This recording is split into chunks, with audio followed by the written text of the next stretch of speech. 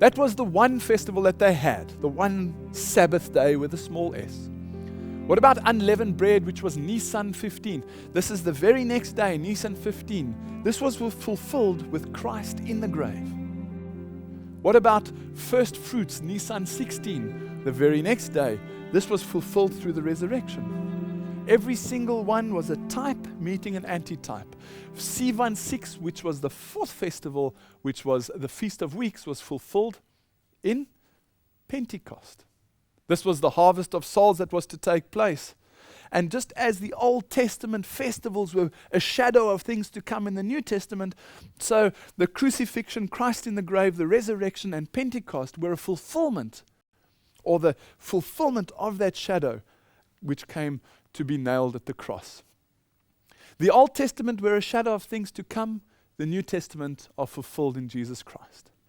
There were 3 other festivals which were left: trumpets, atonement, and the tabernacle.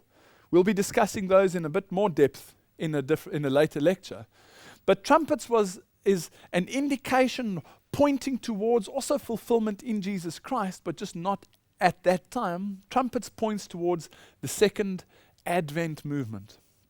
The atonement refers to the pre-Advent judgment which takes place after 1844, and the tabernacle, which was Tishri 15, points towards the homegoing or the second advent of Christ. This is the day that we're waiting for. This is the final fulfillment of all of these types are going to be fulfilled in the antitype. And the Old Testament will then truly become the fulfillment of the New Testament. Just as in the Old Testament things were a shadow, the information there, this tabernacle was a shadow of things to come.